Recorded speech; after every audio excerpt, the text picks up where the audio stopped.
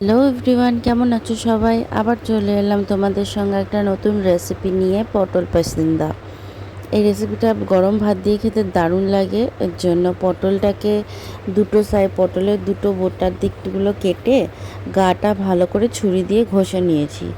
আর পটলের গাগুলো ছুরি দিয়ে একটু করে চিড়ে দিয়েছি, তাতে ভিতরে তেলটা ঢুকে যাবে আর ভিতরটা খুব ভালো করে সিদ্ধ হয়ে যাবে।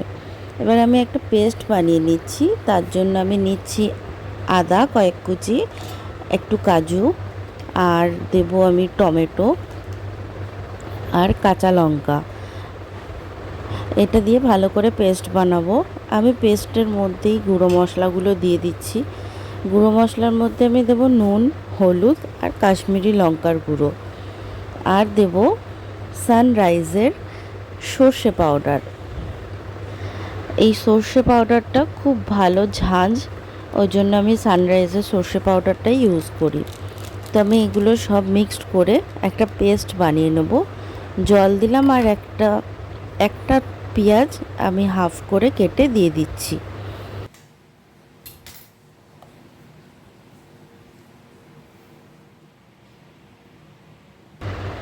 দেখো পেস্টটা আমার রেডি। আর আমি এদিকে দুটো পেঁয়াজ কুচো করে নিয়েছি, মিডিয়াম সাইজের দুটো পেঁয়াজ নিয়েছিলাম। এটাকে আমি কুচো করে নিয়েছি। কড়াই গরম করে তাতে অল্প একটুখানি 1 চামচ মতো সাদা তেল দিলাম, আর সর্ষের তেল দেব মোটামুটি 2 থেকে 3 চামচ মতো। এরপর ফোড়নে দিয়ে দিচ্ছি শুকনো লঙ্কা, গোটা গরম মশলার মধ্যে দারচিনি, এলাচ আর লবঙ্গ দেব, আর দেবো একটা তেজপাতা। এটা ভালো করে একটু স্মেলটা যখনই আসবে তখন আমি পেঁয়াজ কুচিগুলো দিয়ে দিলাম। পেঁয়াজ কুচিগুলো নরম করে ভেজে নিতে হবে। খুব বেশি কড়াও করা যাবে না, আবার খুব বেশি নরমও করা যাবে না, মিডিয়াম একটা করে ভেজে নিতে হবে।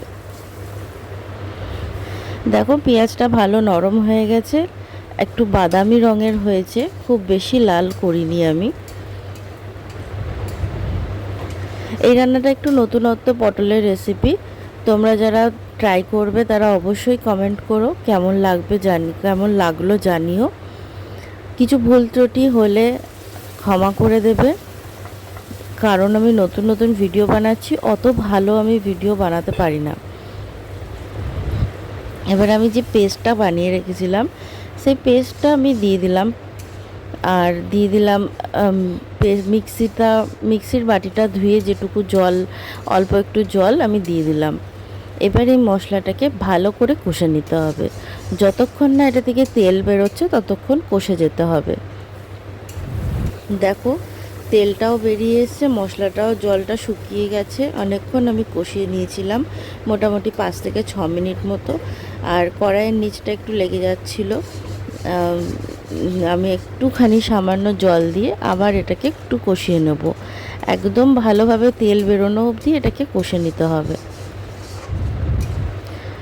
মাঝে মধ্যে একটুখানি করে নাড়িয়ে দিতে হবে। আর দেখো কত সুন্দর তেল বেরিয়ে গেছে, তেল ছেড়ে গেছে। এইবার আমি এটাকে একটুখানি নাড়িয়ে ভেজে রাখা পটলগুলো দিয়ে দেবো। পটলগুলো দিয়ে দিলাম, দিয়ে এবারে আর একটু ভালো করে মিশিয়ে নিতে হবে। মশলার সঙ্গে পটলগুলো ভালো করে মিশিয়ে নিতে হবে, যাতে পটলের ভিতরে মশলাগুলো ঢুকে যায় ভালোভাবে। তোমরা কে কীভাবে নতুনভাবে পটল বানাও, পটলের রেসিপি করো, আমাকে কমেন্ট করো। এবার আমি এর মধ্যে একটু কাসুরি মেথি দিয়ে দিলাম। কাসুরি মেথি দিলে টেস্টটা খুব সুন্দর আসে। আর দিয়ে দেবো 1 চামচ চিনি। 1 চামচ চিনি দিলাম, আর এর মধ্যে দেব আমি মোটামুটি 1 কাপ মতো দুধ।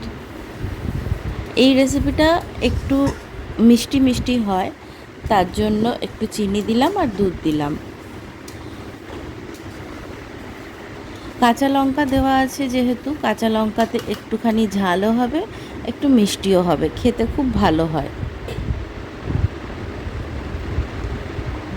এবার আমি দিয়ে দেবো জল।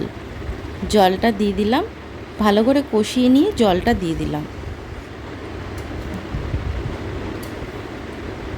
এবার এটাকে মিশিয়ে নিয়ে একটু ফুটতে দিতে হবে। মোটামুটি 5 থেকে 7 মিনিট মতো ফুটতে দিতে। দেখো গ্রেভিটা খুব সুন্দর করে ফুটে গেছে। গ্রেভিটা একদম মাখা মাখা হবে না, আবার খুব ঝোলঝোলও হবে না, মোটামুটি একটা টেক্সচার থাকবে। এবারে আমি এটাকে নাবিয়ে নিতে হবে, নাবিয়ে গরম গরম ভাতের সঙ্গে পরিবেশন করো। আর এটা পরিবেশন করবার আগে ওপর দিয়ে একটু ঘি ছড়িয়ে দিতে হবে, তাতে টেস্টটা আরও সুন্দর আসবে।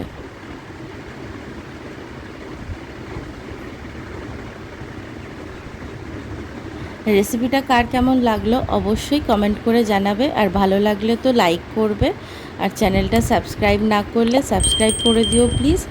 তোমরা সবাই আমার সাথে থাকো, পাশে থাকো, সাপোর্ট করো। টাটা।